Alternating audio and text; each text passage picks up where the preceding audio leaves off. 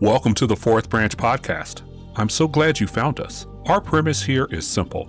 We believe every voice should find value in the arena of public discourse. This week, we're diving into the expansive topic of transgender perspectives. We're incredibly fortunate to have a guest joining us who will share their unique insights and opinions throughout our discussion. During our wide-ranging conversation, we'll explore universal themes like inclusion, agency, and fairness. As is customary on the Fourth Branch Podcast, we're committed to exploring thoughts, ideas, beliefs, and opinions from across the spectrum. We truly envision a course of everyday voices sharing their unique perspectives, people just like you and me. And as you'll hear, our conversations are built on mutual respect. We're here to listen and learn from our guests, valuing their perspectives even when our ideas diverge. Thanks so much for listening. Let's get started.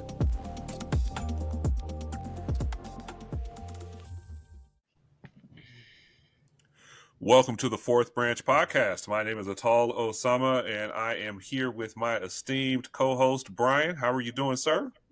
Loving every minute of it. Absolutely. And we are excited to welcome Stella to the Fourth Branch Podcast. Good afternoon. How are you doing today? I'm okay. How are you? Doing fantastic. Good. So very, very excited to have Stella joining us this afternoon. Stella, if you'd love to like to take a moment, please introduce yourself. Let us know a little bit about you and what's bringing you to the Fourth Branch. What topics are you hoping to unpack and discuss with us today? Well, my name is Stella, of course. I'm from Ohio. I'm 33 years old. I'm a trans mother of 5 children. And I'm here to speak on the subject of my people. Okay. Okay. All right. That sounds fantastic. Or wherever the combo takes us, right? Wherever the conversation takes us right now. For full disclosure, this is not our first attempt at this discussion. We had some technical issues before, which are completely my fault. I'm going to own those. You're such a gentleman taking credit. Yeah. The audio is looking good today, so I'm not anticipating us having the issues we were having before. But please, I want to open with kind of asking you just kind of a broad overarching question about how you feel about the state of our society with regards to transgenderism. Right. Where do you feel we should be focused with regards to this topic? Look, all the way back to the basics, we're people. We're all humans. We're all people. We all have our own unique mindset. Personally, I feel like it's something that's been indoctrinated for a long time to despise that which you do not understand. And it's made it harder for my people to be able to function in a society because of that. I didn't become this to become a minority. I didn't become this for attention like they assume.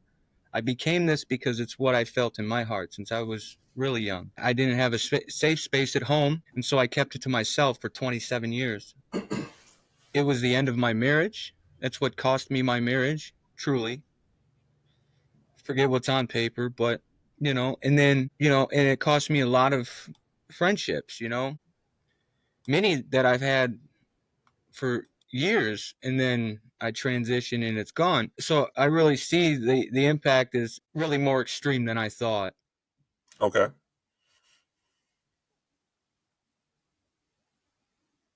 Nobody wants to be minority, nobody wants to be the outcast. Nobody wants to be that. But one thing I understand is that it's important for all of us to not worry about what other people think and to find our own happiness within despite what they think. So I know one of the common questions when I read about conversation or I read conversation that other people are having is that in the eyes of some, this appears to be new. This appears to be something that and it's not recent. Yeah. And, right. and could I get you to speak to that? Yeah, well, I mean, and that's just the Western indoctrinations again in full swing, because the more I did my own research, because people wanted to badger me because I'm making the wrong decision and this and that. So I decided, no, I'm going to do some more research into this. And I found that we go as far back as the Ethiopian eunuch. That's the beginning of civilization as we know it. Mm-hmm. And it goes all the way into societies, into ancient Egypt and ancient Rome and other parts of the world. It's just a means of, I think that we are just a curtain. Okay, we are just a curtain. Everybody that has been targeted as a bad guy has merely only been the curtain while they do shady shit behind closed doors. Period. That's all it's about. That's all it really is. It's a separation of the people. They are trying to separate the people, and they'll do it by any means necessary, and they've been doing it over and over, repeating history and expecting a different result. Well, to me, that's insanity. Period. You know, and like they call this dysphoria. It's not dysphoric. It's euphoric. It's empowering, right? This part of me is empowering, and it's something brave. You know, I wouldn't even hate somebody for detransitioning or whatever, you know, or never Right. transitioning because it's their choice, right? We're all people. I think that the world would be a better place if we all just focused on what is ours and built our own plots back up, and the need for a power structure or answers would be completely annihilated. So, Brian, what do you think about that? What do you think about the premise that these are unnecessary societal divisions that are self imposed, and whether or not this is even where our focus should be as a society? I think she's 100% right that we are divided down to the smallest level of how we can be divided. If it's possible, there's going to be a wedge put there. I also 100% agree with the curtain way of describing that, you know, just like the Wizard of Oz, right? Don't mind the guy behind the curtain, right? Because everything that you're looking at is fake, you know, and he's the central guy to it. I am well aware that that is the case. And I do completely agree that the LGBTQ plus movement is put out front, not necessarily just because people love, you know, people in that group. I think it is used quite divisively as a great distraction. That's fair. As you Yeah. said. I do have a question though, and it is sincerely a question. Mm-hmm. Like I am aware of the presence of what some would consider hermaphrodites, you know, back in very, very early history. In fact, further back than before Ethiopia had the name Ethiopia, you know. Right. I am wondering about whether that was how that was viewed. Have you done any looking into how that was viewed culturally at that time? Not specifically there, but like I've done extensive research where I found that there was even American Indian tribes. Most American Indian tribes accept the idea of two-spirited people, you know, all over the world. But in the Western world, they want to teach you that that's inherently wrong to feel that way. Mm. It's not. I support anybody that does anything with their lives as long as it's inherently good to themselves and other people. Do not harm others, do not harm yourself. Be good to the world. Take care of what's yours. Me personally, I go out, I talk to the birds, I walk by the lake, I cry in silence. I walk through the night alone, unscared. That's who I am. You know, it's when any. I don't want to be too melancholy here, but any divisive topic always seems to be rooted in some at least semblance or appearance of some objective truth that's being defended, or greater good that is attempting to be served. And when I think about the arguments around some of the concerns, oh no, it's fine. No Cut that worries. out. But yeah. Those kinds of issues are an easy fix. Don't worry. I was adjusting something in my Yeah. bracelets, kind of queer. We have Okay. great editors. Yeah. That's going to be an easy fix. No one is ever going to know about this little segment. What I'm curious about that I'd like to get from you guys is there legitimacy at all, understanding that it may have been co-opted or hijacked or abused, right? Mhm. Is there ever legitimacy in the questions or the concerns that are being raised? So with respect to transgenders as an example. They're gonna exploit every angle they can. You know, and honestly, that's why I'm trying to encourage the people not to radicalize Uh-huh. against the establishment. I don't believe in radicalization, but I do believe in the right to defend yourself. My mission, before I die, I'm gonna liberate the people. That's what I'm gonna do. Not just my people, all people. That's what I'm here for. That's what I'm going to do. So if I had to frame the central tension as I understand it, and please correct me if I'm wrong, but there appears to be a conflict between one's right for their subjective autonomy versus this societal need for established objectivity. Well, I mean, the societal need for established objectivity is literally them forming control. They want to have a control and say over what you do with your life and how you do it. This, however, is the only thing in my life that wasn't a rebellious act to fight circumstances. This was something I protected my whole life, I'm kind of a cynic, so it's my gang colors, but in reality, we're not out hurting people. What? Because one person in our I agree with community that. makes a mistake, the world wants to put him on blast and say it's the whole community. Well, if that's the case, then why do we have presidents? Because there's been so many wrong presidents in this world. Why? Why do we have an establishment? Because there's been so many wrong people coming into the establishment, infiltrating it. You think the Five family stopped at the stock market? No, that's just cutting the head off the snake. They got the offices. I promise you. I promise you. I'm coming for all of them. I think something that we kind of went through before, but I think is relevant in just, again, making sure that everyone understands all of the context here. Yeah. Kind of pursuant to what you were just saying, Kaleem. Yeah.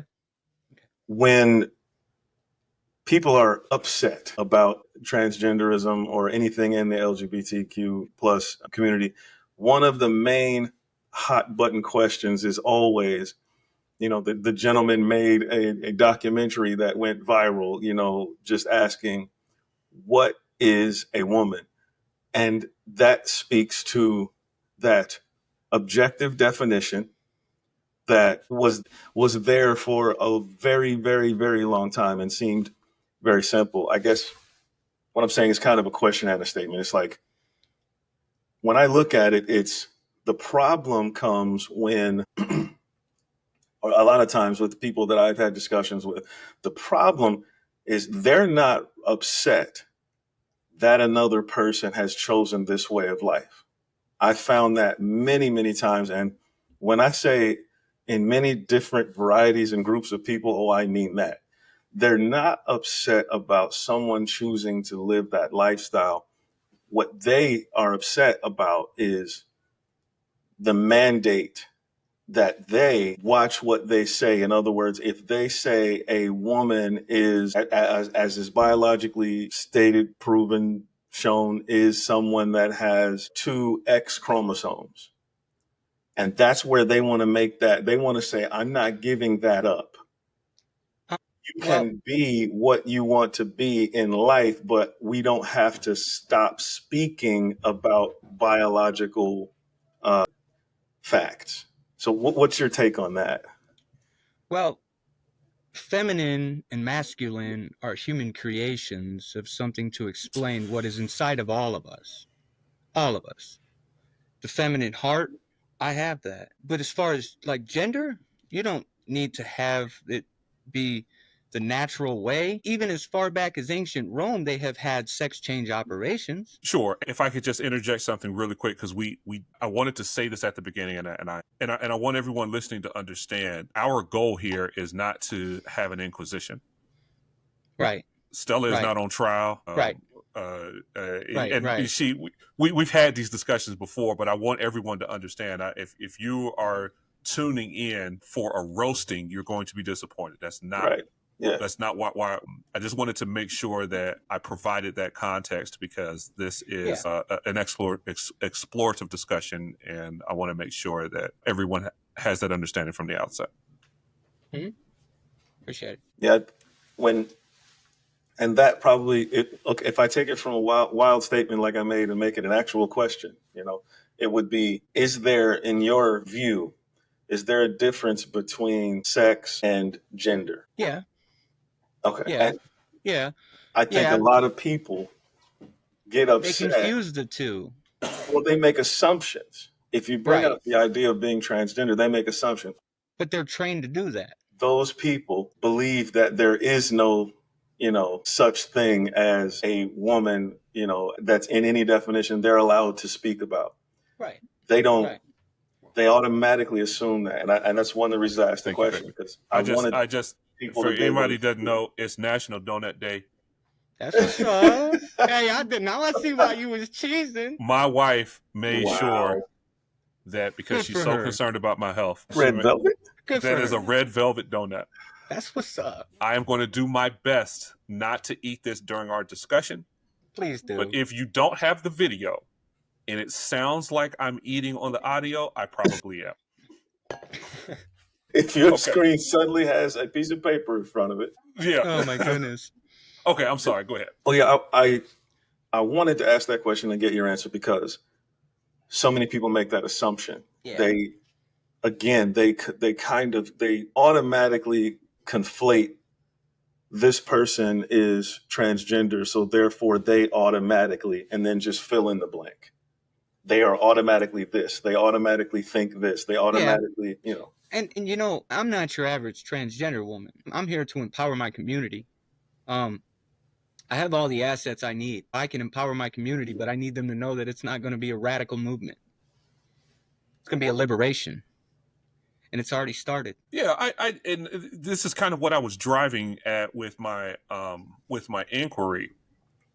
Does society have a need or even an obligation for the purpose of establishing law, for establishing mandates, for establishing norms, to be able to say that there is a difference between a female and a male? Does society have a responsibility to do that?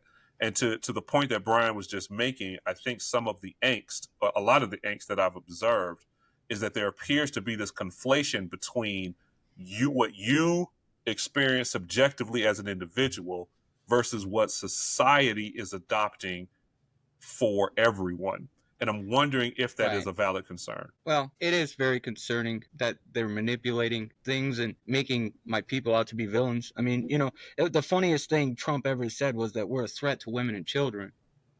Because before I transitioned, I was in a deep depression. I did not like to be bothered, not even by my own kids. I wanted to be left alone. I was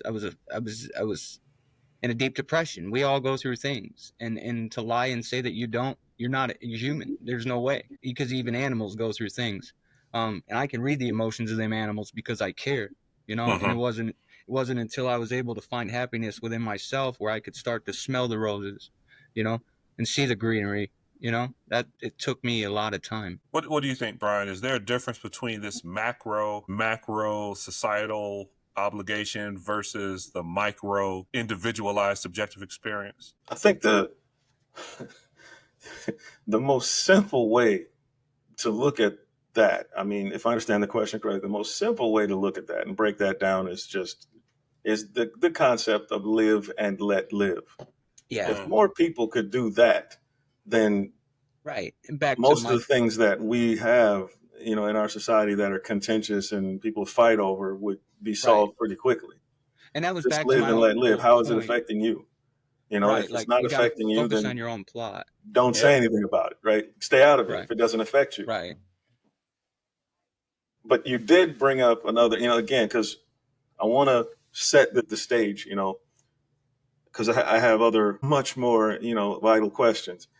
But when you say, when Trump said a danger to, women, right?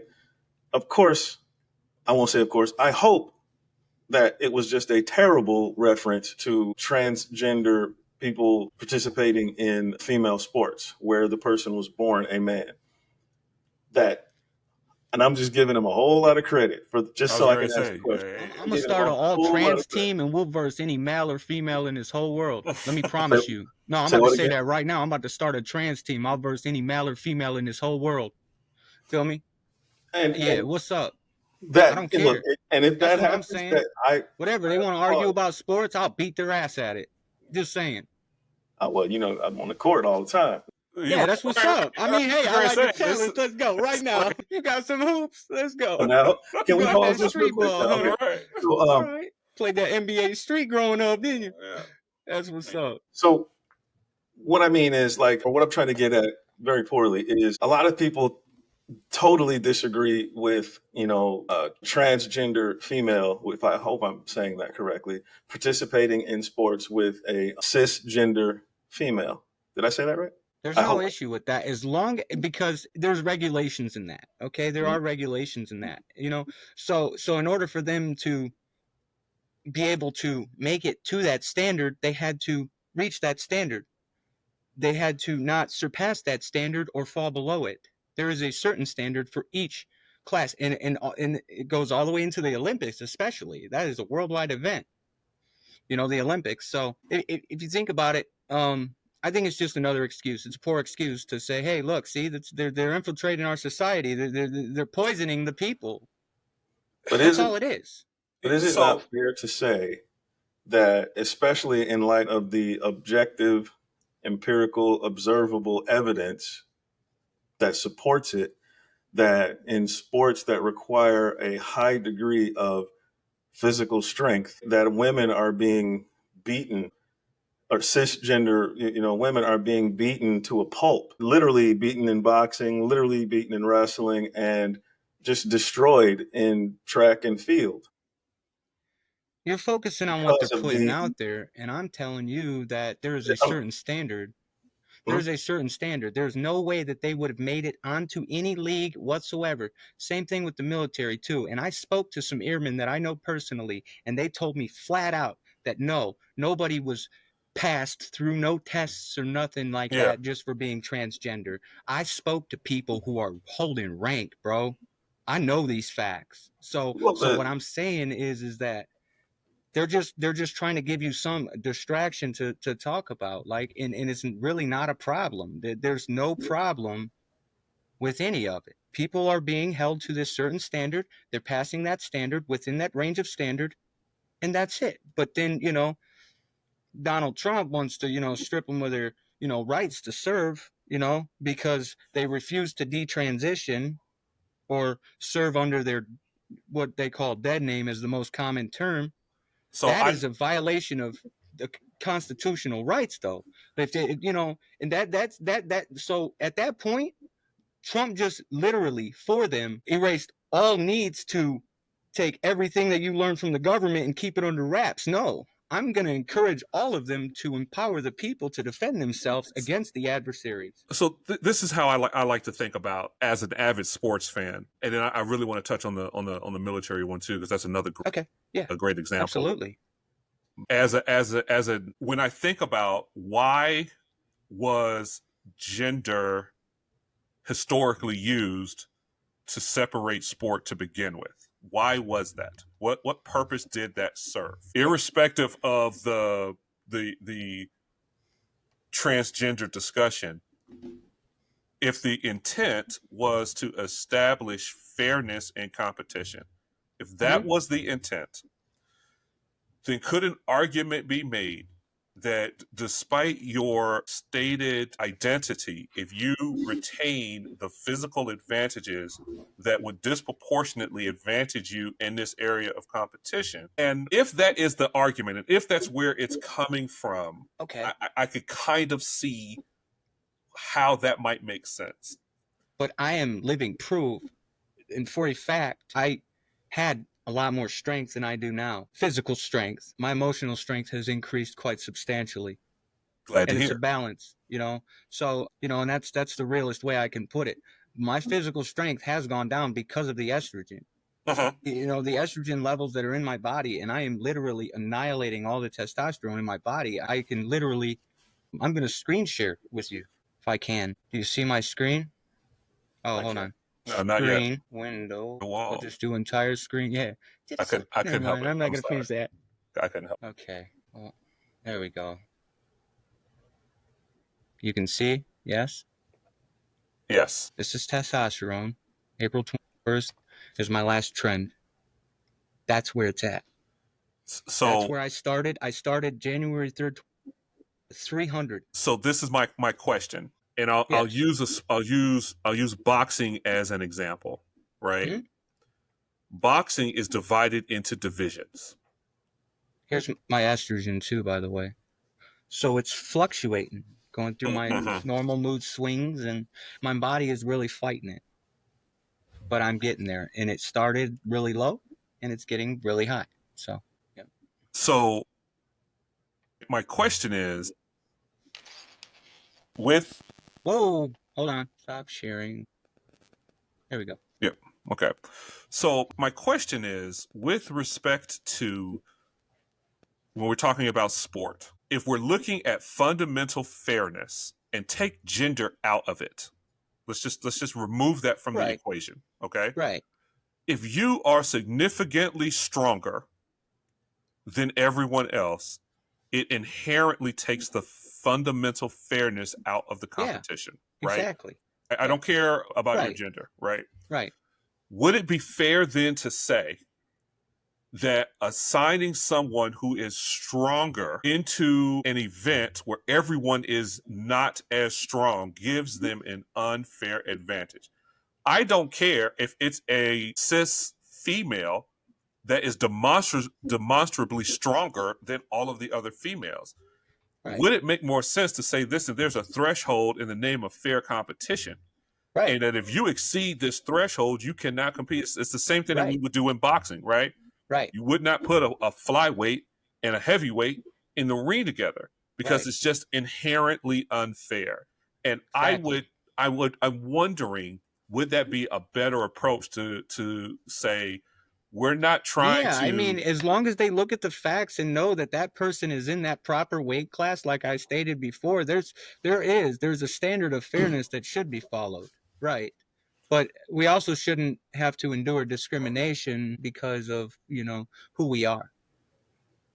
They want to put a label on it. It's no different than them saying that you are a horrible person because you got melanin below your skin. Period. And that's the irony of it. People want to see one thing, but that's all.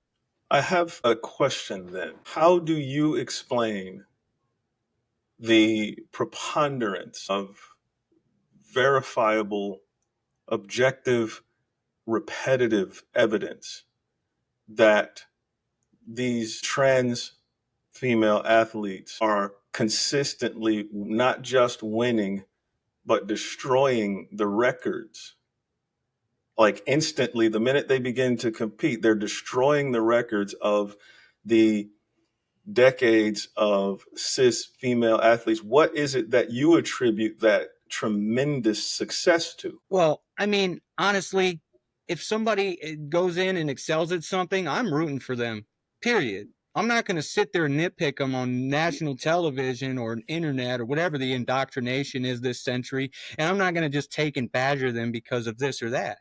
No way, dude. If you passed everything that you had to pass and you were qualified for that class of sport or right, military or whatever, right. period, go all the way, be your best. Why can we plant a tree in the backyard and let it grow to its full potential without even bothering it?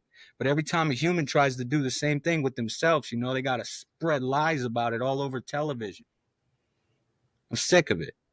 That's why I'm going to be on the front lines. I could make the worst comparison I think I've ever made in the form of metaphor. Go ahead. Please do. No, I'm not, because I should be better than No, please do. I'm going to do it. It had to do with trees, and it was awful. And for the viewing public, I like trees. I didn't do. Yeah, Bob's Little Happy Tree Mints, Bob Ross. Right, Yeah, right, I like right, those. I'm going to leave the There trees. is no such those thing happy as a trees, mistake. yeah. We're all beautiful paintings. But aside from the support of an individual in doing something and practicing hard and excelling, aside from that, the question is a very specific. It's, how do you explain? Like, You can't. I support. I can't explain for them. No, I no, no, can't no. explain. It's not Okay.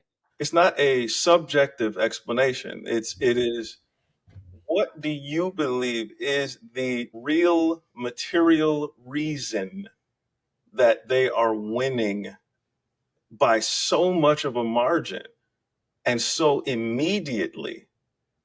I guess the question you would ask, right? I don't have an This is a answer for great one. I'm that. going to use this comparison. This is great. Okay, so we're back to Ethiopia. Ethiopian runners, right? They come over and they get into the long distance run, the races, and man, just killing everybody. And they are just destroying it, right? And they have been for a very long time. In many marathons, it's just like, okay, well, these three guys are going to win, and who's coming in third, fourth, fifth, right? And the material explanation for that, someone had to look, right? Because they're like, how do they do this? Because in Iowa and in California, we want to do just as well. And they realized, oh, it has to do a lot with practice conditions. It has to do a lot with the area, the elevation, the oxygen level in Ethiopia and where these people are training. Okay, It's but a that's Ethiopia. objective. We all share the same air supply. You It's an know, maybe they objective. don't smoke. Maybe they took good care of themselves. Maybe their diet is pristine. Maybe they work That's 7 missing days a the point. week. That's But no, missing the it's point not of the missing the question. point. You want an Yes, it is. Yes, explanation it for is. the guy That is or missing. girl who are in the sports. That I is don't have missing an the point explanation for that, of the so I don't question. understand. I don't That is understand. no. That's not the question. The question is not, because I'm not going to say, and neither were any scientists back then, sports physiologists, going to say that the Ethiopians, well, they probably just don't smoke, and just leave it at that. No, There that's not had where to I be left it at there because had there's a to bigger be a picture here. material reason There's a for it big to picture here. happen. There had to So, be okay. So what I'm saying is, aside from cigarettes, liquor, and anything else like that, what makes these trans female athletes so much better than But the cis female athletes in your okay, what actually? so let me tell you. Yeah. Okay, maybe they may I don't live their life. I don't live their life, first of all. So they probably have a good, healthy diet. Maybe they condition, maybe their personal trainer is responsible for that. Not them. and that's Maybe plausible, right? it is. It is. That's And you gotta plausible. you gotta think their life is not important to you. But it is plausible their And I success. want them to explain it to It is themselves. plausible that their It's success not a question for could me. be attributed to training and effort, Yeah. and that is plausible. Yeah. Could it be also plausible that they retain inherent genetic traits like bone density and muscle mass that lend themselves to physical No, superiority my bones, my because muscle of mass, everything is changing their because of my estrogen. That's what I was trying to explain to you with right? just showing you my levels. No, I am living proof that that is all false. So in your That's estimation, not real. right? In your estimation, you would not assign any difference from a cisgender Yes, I'll female. show you pictures of me, Brian, before my transition and after, and you'll see that I had a lot of muscle. I No, understand that. And right. now I am built like a But female. are you the same? So That's my question. no, Right. I don't have the same physical strength. I Right. used to be able to pick up a couch by But myself a fact of human for a physiology. fact.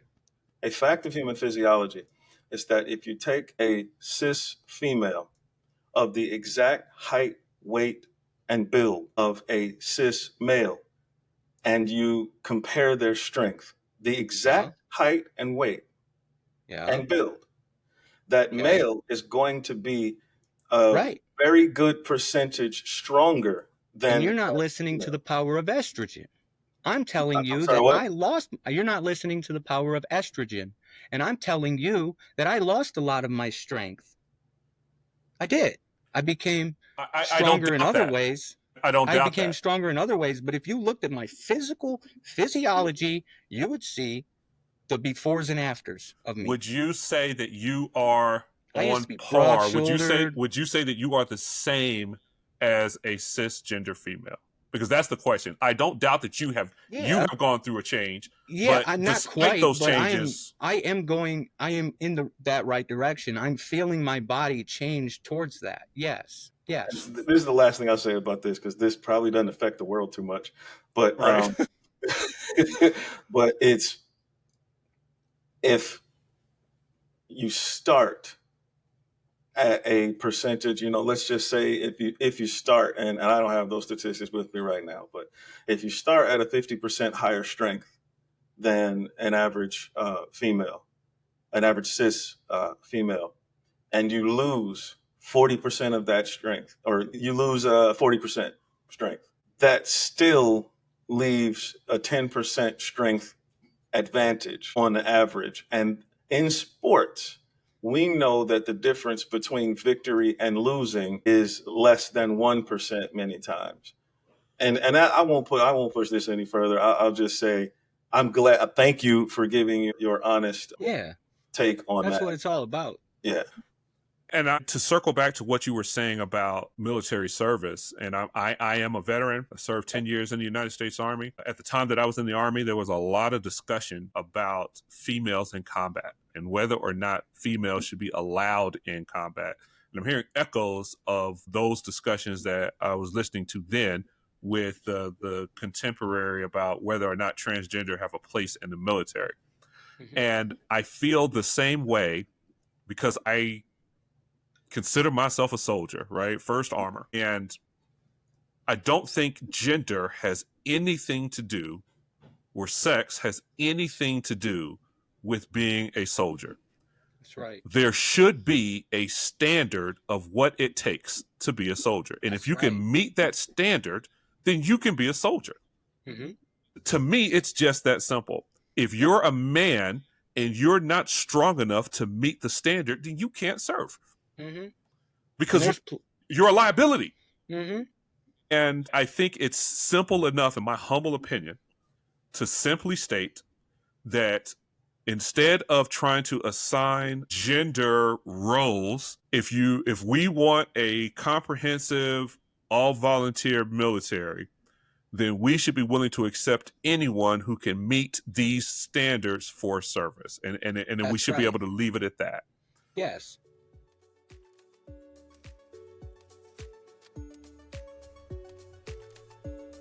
Hi there. We sincerely hope that you are finding our discussions interesting, informative, and maybe even a bit entertaining. But I've got a question for you. Wouldn't you rather be on this side of the microphone than that one? The Fourth Branch podcast was founded on the idea that every voice should find value in the arena of public discourse, and that includes yours. If you have a topic that you'd like to explore, or a concept that you'd like to unpack, a current event that you think's worth discussing, or anything else that you find interesting, we'd love to hear from you. We'd love to have you on the show. We'd love you to be a part of the conversation. So reach out to us. Once again, thank you so much for listening. Hope to talk to you soon. But at that, Yes.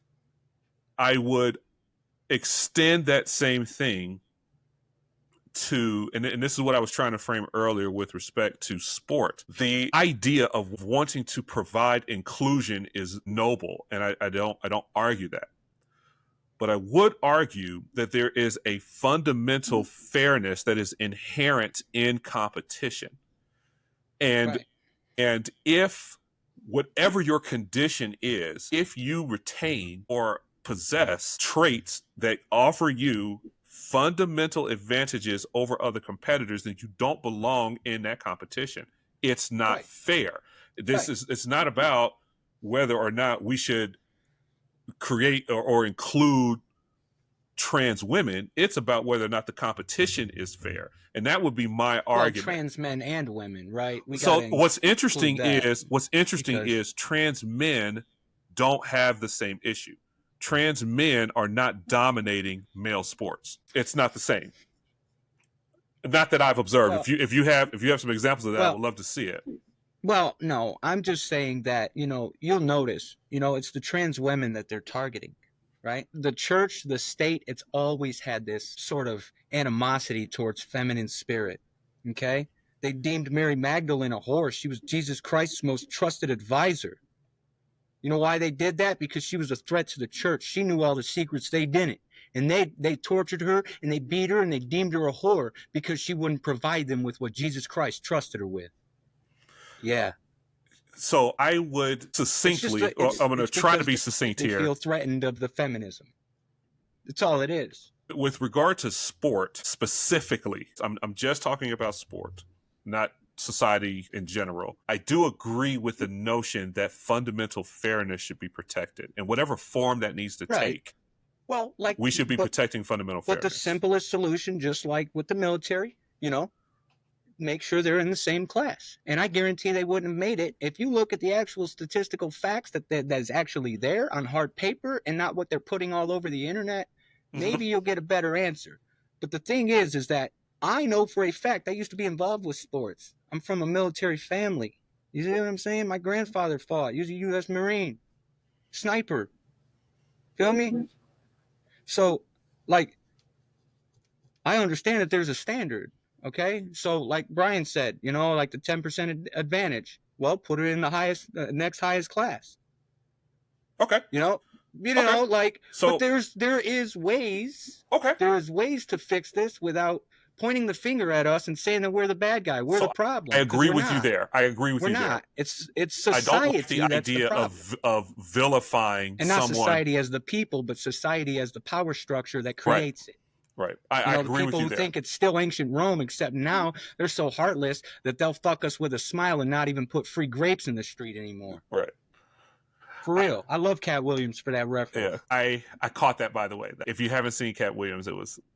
I Yeah, haven't seen that one. he's a monster. I love that guy, man. It's a death. So again, and not to belabor the point, fundamental fairness, I would think, is an approach that we all can agree on, right? What is fundamentally fair with regard to sport? And I would even extend it to the military, right? What is fundamentally fair? Right. Because Right. I know if I was a soldier and I'm in a foxhole and my counterpart can't lift the weapon, I'm not interested in being proud of the fact that I got somebody serving next to me that's representing a underserved community. That's not going to help me in the fight. I need somebody that can do what I do as a soldier, and that's the only thing that should matter.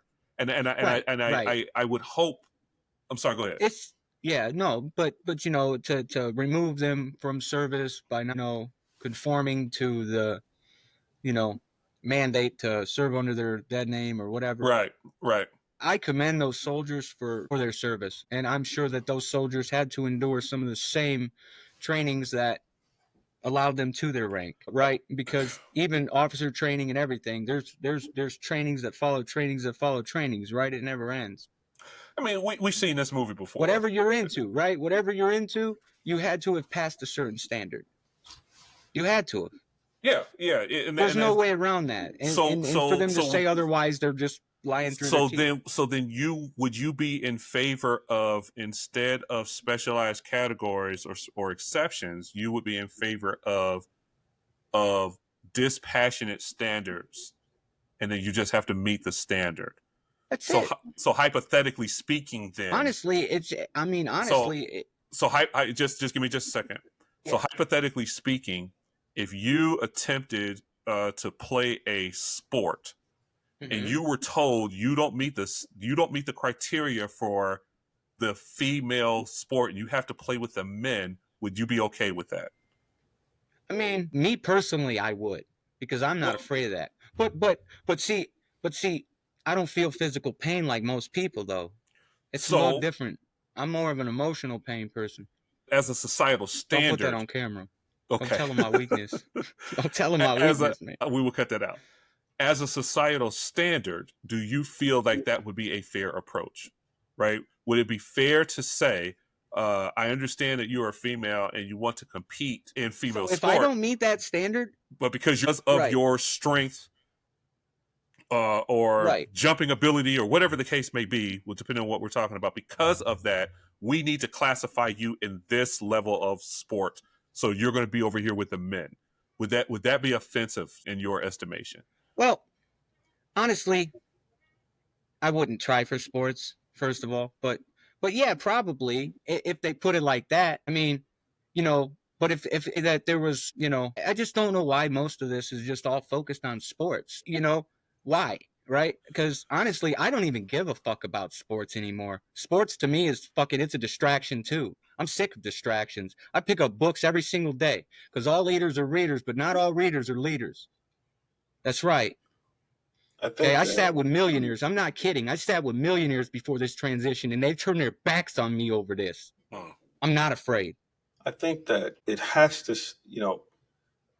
first comment I'll make is a lot of people that I've spoken with about a great many topics get crossed wires between anecdotal and observable fact, personal observable fact, and and what is actually objective, Well, widespread here's what I know. fact. We're focusing a lot on Okay. sports, Well, okay? wait, And no, just a second, so just a second. And I think that can come into play quite a bit, and it has come into play quite a bit in this conversation. It's kind of like, is the world flat? Is the globe flat? Yes, I'm doing it. Okay, right. that's And another good point of a people, pointless thing to be concerned well, about. yes, but I'm It's going to use pointless. it to illustrate the actual important one of the actual important points I'm trying to make. And again, it comes back to military service, it goes to sports, because again, we're just hitting on the hot button topics real quick. There's a tremendous amount of information out there that, yeah, you may have to access it via the internet, but that's just where a lot of information is shared. It's where a lot of news comes through, and there are good sources and bad sources. And if those sources can come up with things that you can confirm about policies and procedures that take place in the military, then I would ask that those things not be dismissed offhand, just like your observations would not be dismissed offhand as that's what you've seen, because you have, right? If you've seen it, then you've seen it.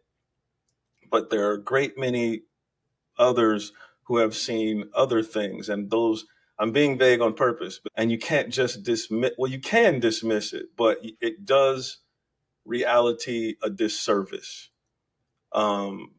And reality is the only place, I'm not just rambling, reality is the only place where you are going to find that everyone would be able to have a dog in the fight. Everyone would be able to have a piece of something they could grab onto and say, we can get behind this. We can now move forward.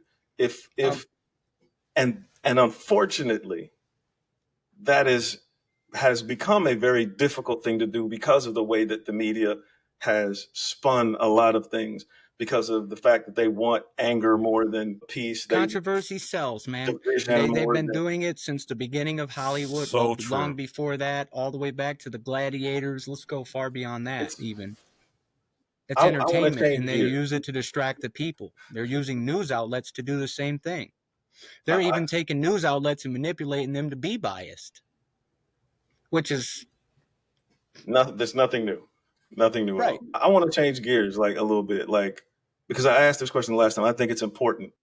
Okay. What is it? When did you know? What things in your life? When did you know that you wanted to make the transition? I was about 5 years old when I first found the power of feminine. My mother tried to protect me. I'm the third youngest out of 9 kids. Um, you know, didn't come from the best home. I'm not ashamed of that, but I did my best, and I made it out. I could Mhm. provide my kids with a better home, but my mom did try.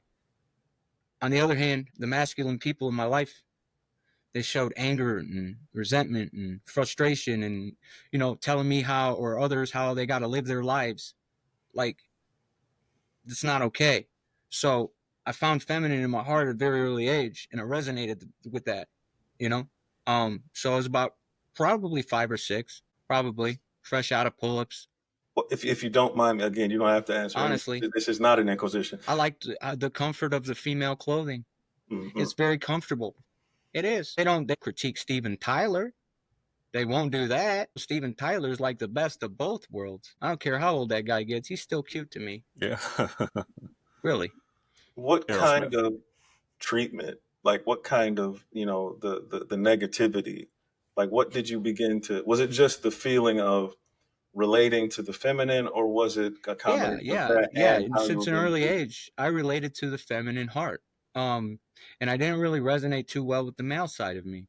But I also carried a facade with me through before my transition.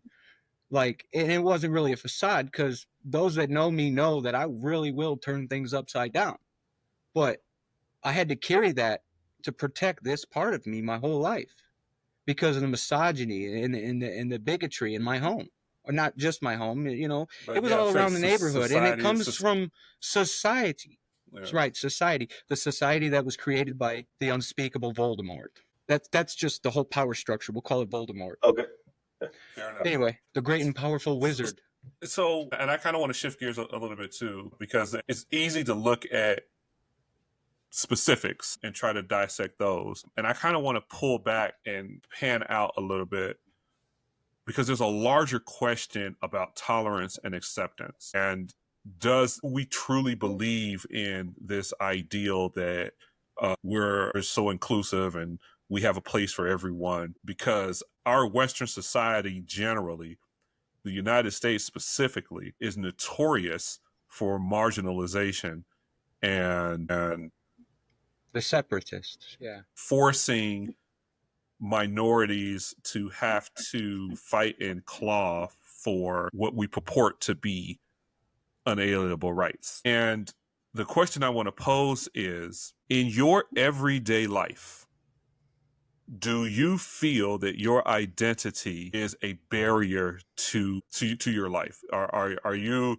This identity, yeah, do you face it's no barrier. No. Okay. It's liberating. It is liberating. My old identity was a barrier. I was the fourth generation. I was named in the fourth generation after the grandfather and the father of the grandfather. So, I was the fourth generation of that. But as an And, example, I wasn't very happy with it. there was a time in our society where if you were a woman, you just couldn't do certain things. It just wasn't available. It wasn't accessible to you, right?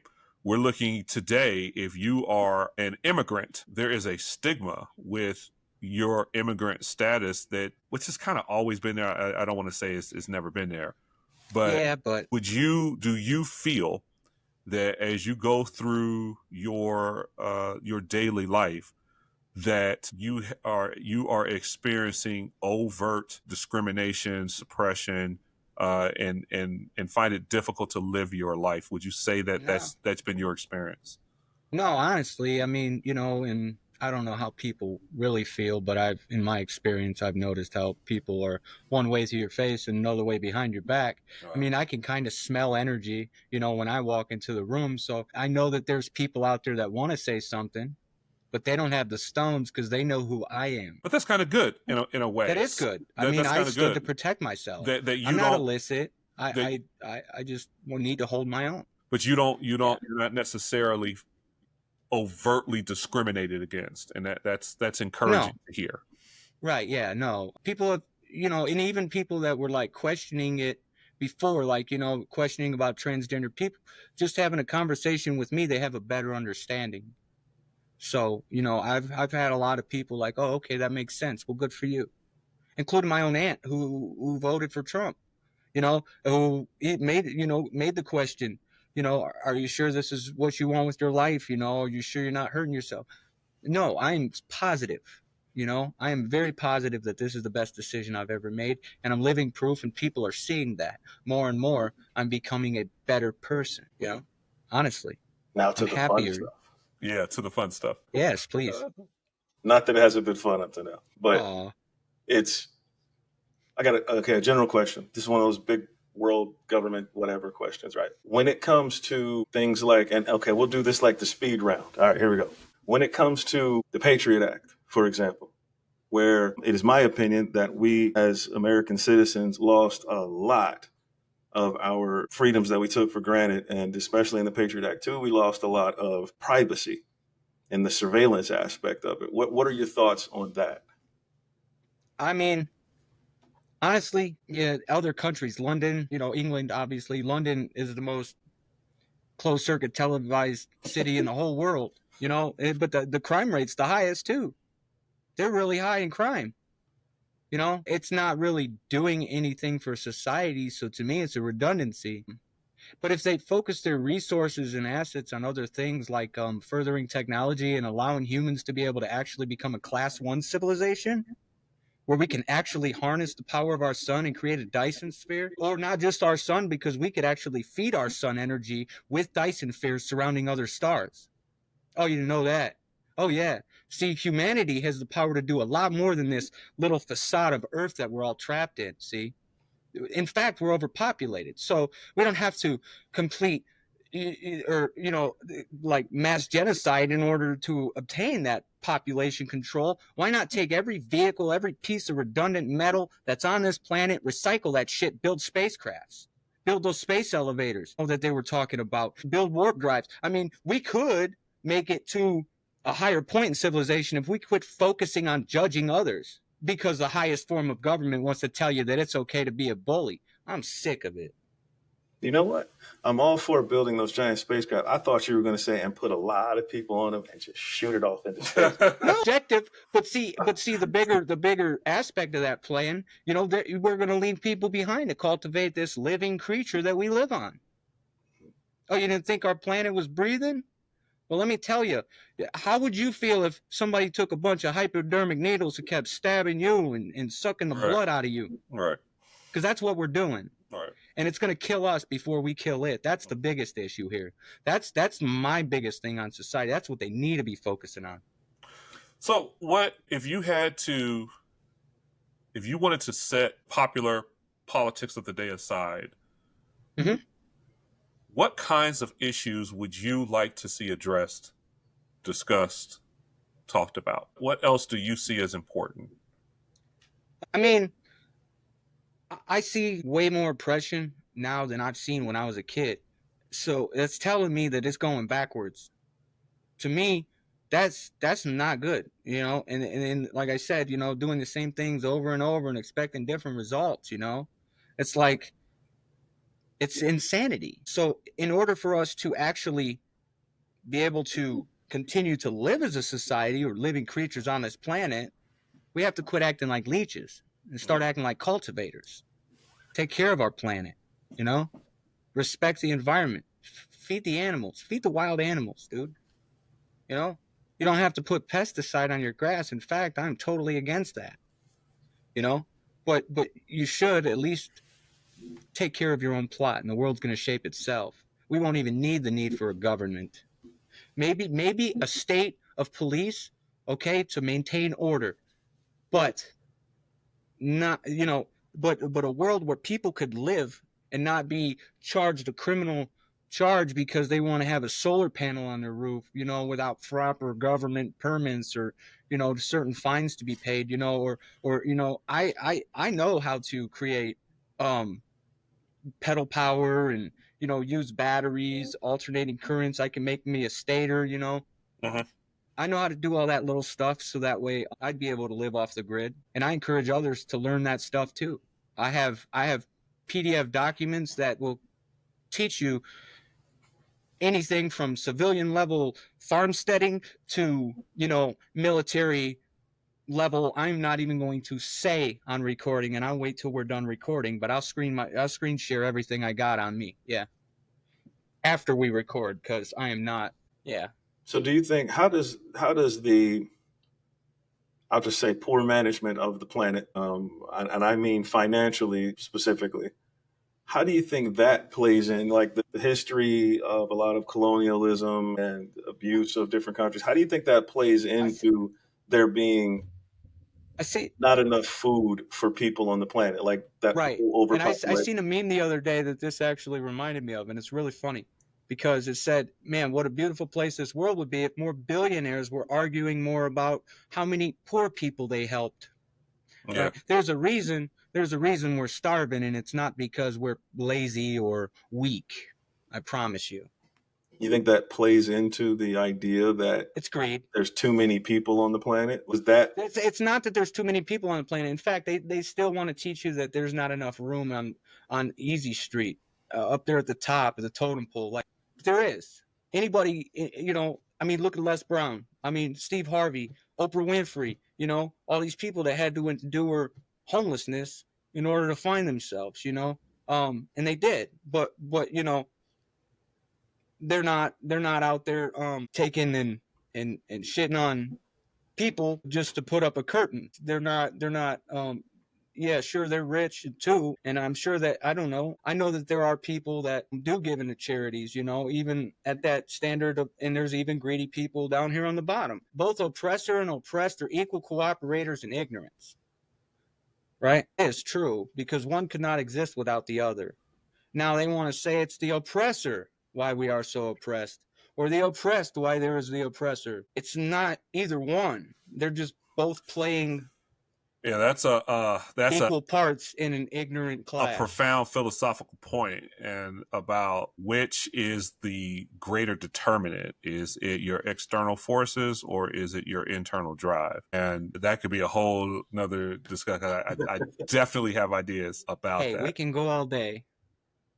But I wanted to, and you made mention of this earlier, that there's a human element. Despite differences, people are just people, and you made it a reference to that earlier, you know. And I think that's a important aspect to consider. Right, the human condition and our shared needs and desires, and can we use that to transcend some of these divisions that appear to be, My shirt says transcend. yeah, that appear to be so entrenched and ingrained. And this is something that Brian and I talk about quite a bit, because it's so easy to divide yourself into, like, we like being in groups. It's so easy to do that. But do we do that at the expense of our collective benefit and our collective gain? And do we get so caught up in these arbitrary divisions that we miss an opportunity to support each other in ways that really matter, and that is going to help us collectively? What do you think about that? I think that we should help each other, you know, despite our differences, despite, you know, the craziness that's going on in the world. I actually friends with a Ukrainian soldier who's in the thick of it right now. I just read the news last night, and I had to make sure that they were okay. They are doing okay. They're starving out there, so I actually taught them how to eat the inner bark of the tree and the dandelions and stuff, so that way they don't starve to death out there. While, you know, the the original world bully there in our modern age is over there bombarding their home, and it's sad. It's really sad. What do you think, Brian? Do you think that there's an opportunity here to demonstrate attention to a greater issue, more pressing issues than the surface level? And I don't mean to demean it, because I know these topics are important to a lot of people. But is there an opportunity to say, hey, maybe we can dive a little deeper and not allow ourselves to be so caught up on surface level issues, for lack of? I say that there's an you know, old saying, old philosophy out there that let he who is in the most need get the most help. And I would also say, with that, the world would get better a lot faster if we could think collectively. And please, no one listening, add anything to the fact that I use the word collectively. If we could think collectively about the problems that we face as a species, put those on a Pareto chart. And, for those out there who don't know what that is, a Pareto chart is where you list things according to the magnitude of their impact on the problem you're trying to fix. In this case, the problem we'd be trying to fix is, okay, does everyone have enough food? Does everyone housed? On a planet where we claim to be civilized, Yeah, and you does know, if everyone have the ability to live in a civilized way? And if we tackle the things that were the biggest inhibitors of our world being like that first, collectively, and didn't argue about, because again, I like having a bald head. There are people out there who are like, that's disgusting. There are people out there who generally look at it and go, that's, but that's not something that we should be talking about right now. We don't have time for that. Just like if you choose to transition and be a transgender female, we don't, honestly, on my Pareto chart of the things in this world that we need to work on, it's not at the top of we shouldn't be right, paying any attention to that at all. It's a personal right, preference. Leave people alone. that's right. But in order for that And to like you happen, said, live and let live. all of the people in these various groups, the bald head people, the transgender people, the people with really good goatees and mustaches, you know, won't they need to stop picking at each other. and being provoked to pick at each other, because that's what's happening right now. It's surrogate battles. And if we as a people, meaning just people, don't see beyond the surrogate battles that we're being given, just by them asking the question, what's a woman? Oh, you know what? My definition of a woman is this, yours is this, yours is this. Why do we care? Right. Like, in the And end, that's that's it, not the because biggest they're problem. distracting the minds. The Yep. biggest problem is whole countries that live in poverty. That's one of the biggest problems. Yeah. You know, and people around the world think that we're living it up in America. Right. And They people think that don't we even don't realize have that. issues going on. They don't see the warfare but our warfare is more of, you know, digital indoctrination, where they're taking and putting ideas and thoughts in your head. Yeah. You know, and they're clouding your better judgment, your ability to think for yourself. It's a control thing. Adolf Hitler tried it. America's trying it. We'll see how it goes. Oh, it's just going swimmingly so far. Yeah. Spot on. So Stella, I want to give you an opportunity here to kind of contextualize, from your perspective, why you feel it is so important to have champion these issues that are so near and dear to you. What are the conditions that are propelling you to say, no, we need to take a stand on A, B, and C, and kind of share what drives your thought?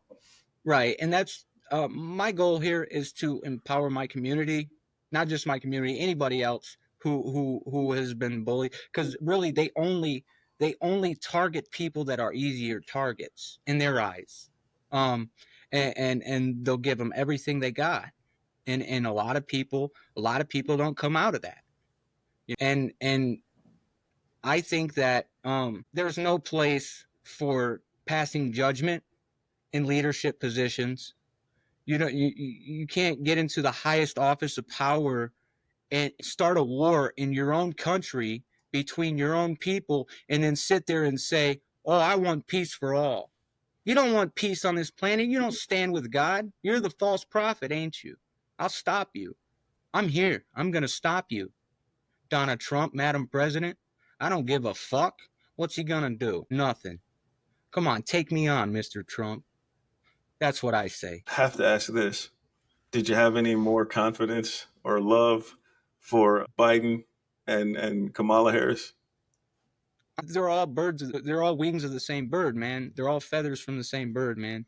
I mean, look, I know this, okay? On camera, they're going to berate each other and they're going to change and they're going to push up their polls and they're going to get people divided at the expense of them just getting a trophy, the highest seat in power. And that's their trophy. That's their big cookie, but when the cameras go off, they're shaking each other's hands and doing weird stuff. There's a reason why Trump was friends with Diddy. But Trump, just like everything else, he likes to cover it up.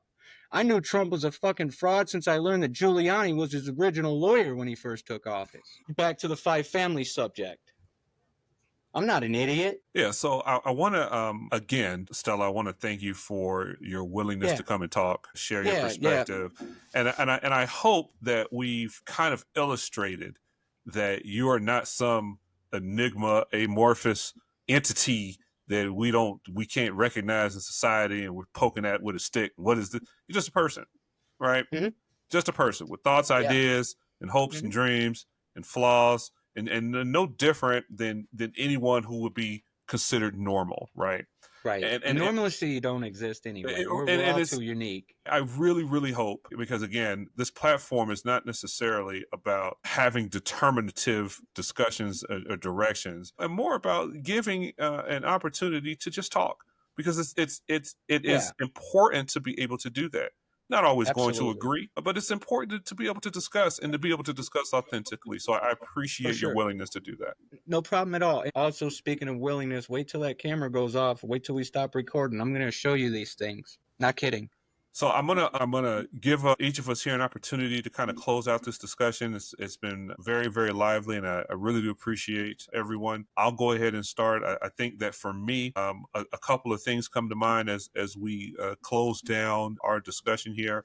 First of all, I do have to side on the opinion that objectivity is critical on a macro level. So when it comes to establishment of policy, when it comes to the general coherence of society, you have to have something to underpin those tenets and ideas around. There has to be something. While I deeply respect anyone's right to their own subjective experience, I think that there has to be a balance between having what I believe is important to me. And I'm going to use myself as a quick example here. And I think we touched on this the last time. I may feel like I should be able to retire at my age. That's how I feel. That is my personal experience. And I may feel justified in that feeling, right? I've been working since I was 13 years old. Mm-hmm. This is how I feel, and I should be entitled to my feeling. However, on a societal level, there has to be a definitive line, because if you try to base society on everyone's subjective experience, that might lend itself to anarchy more than it would to order. So I understand why some people would argue for, okay, we have to have definitive, objectionable realities in order to structure ourselves around. And then within that framework, if you want to, well, I understand that's what we're doing broadly, but individually, this is what I am doing, and we should be tolerant of that. And I would argue that that would be a productive way for us to move forward with this issue and other related issues. Absolutely. I agree. I want to continue having discussions and getting together and, talking about different things, Sure. And not just particularly this or world politics or anything like that. I mean, there's a whole wide array of things, but you said you wanted to retire. Actually, that actually brings me to a point, because I feel like we are at an age of technology where there's no excuse why we're still breaking the backs of human beings when we could be using machines to do all of that work. Yeah, and I only raise that point to say that despite my personal feeling, a retirement age is set, and that the policy has to be based on, the decisions have to be based on the policy, not on my personal feeling. And I think that's an important distinction to make. But we're also living in a society where there's no excuse for humans to still be laboring.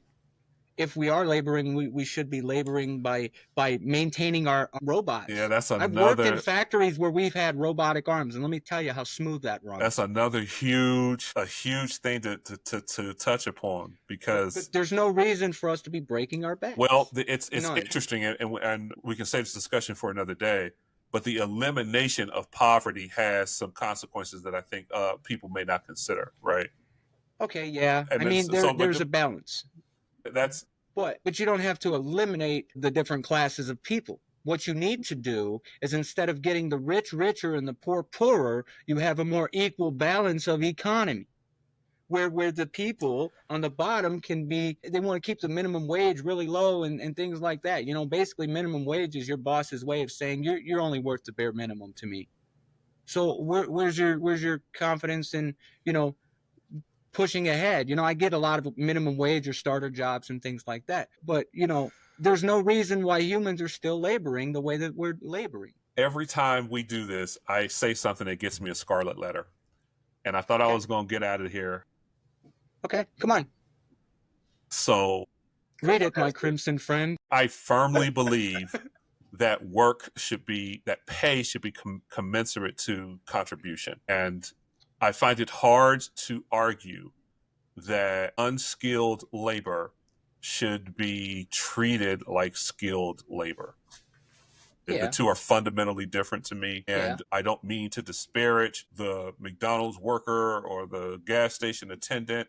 That is unskilled labor, and you are self-limiting by depending on unskilled labor if you need to for self-sustainment. Right. The solution to that problem is to gain a skill so that you can demand a higher wage. Right. I know that's unpopular, and I know people are going to come for me for talking shit about. No, you're all good.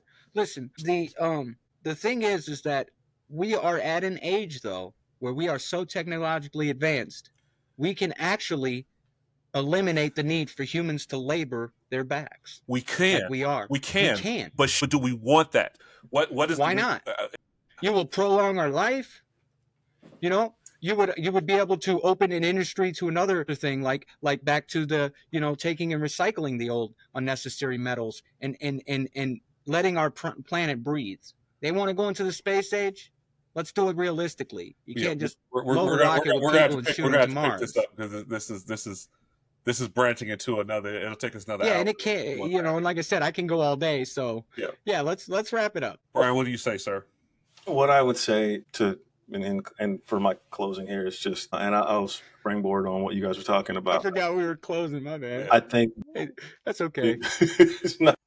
No, because now I feel foolish. They didn't Conversation. close. I It's just continued. I yeah, no, continued. it's good conversation, Shit. man. It's fine. It's fine It's great though. I enjoy our conversations. because I can springboard off of that.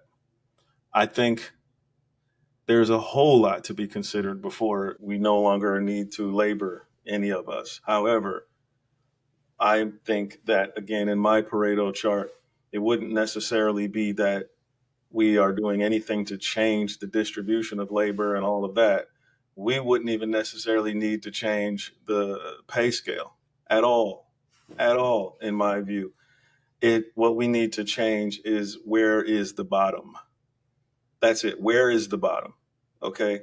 Meaning, just because you only make, I'm gonna throw out a number. Just because you make $8.50 an hour, that does not mean that you should have to, potentially live under the closest bridge. It shouldn't mean that. Right. It Well, shouldn't that's what mean I'm that you saying. They can't need to afford. raise that minimum wage up, to keep up with the economy And of the that higher goes into a class. whole different They conversation. should. Conversations, right? What are our It doesn't bills have and to all that? match the higher class, but of course you would increase that too. But you need to be able to make the lowest wage enough for them to be able to cover the cost of living. I Period. I think that's presuming the system that you're in. Like, I'm not even addressing that. That's presuming the system you're in, right? I'm not presuming that. I'm just saying everyone gets everyone should have a home, a roof over their head, not out in the rain, Yeah, absolutely.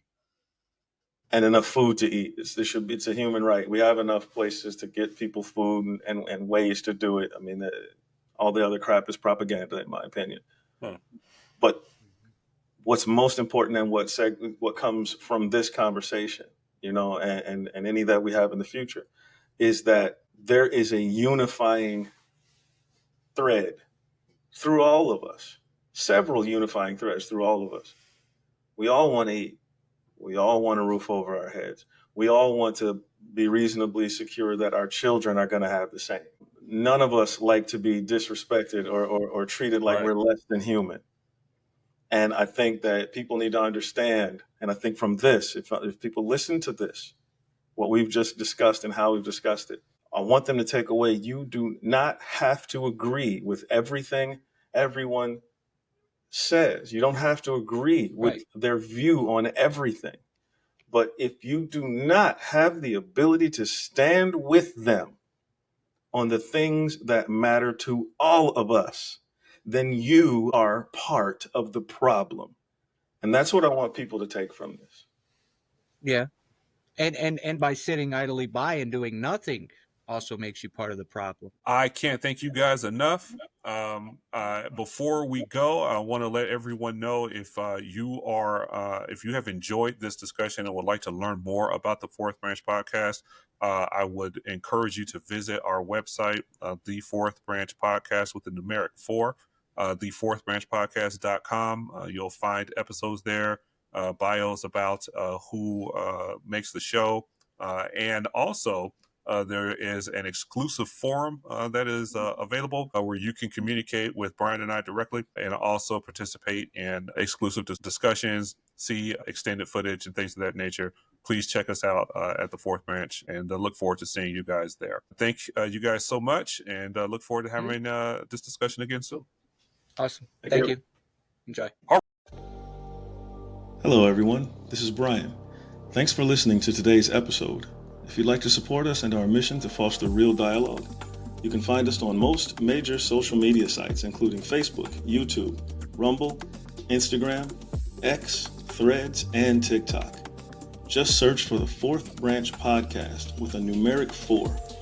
Please reach out to us if you have a comment or an idea for a show. We mean it when we say we want to hear from everyone, and we're serious about including you in the conversation. Got a topic that you're passionate about? Let's talk about it. We'd love to get you on the show and allow you to express your views. Once again, thanks for listening. Can't wait to talk to you soon.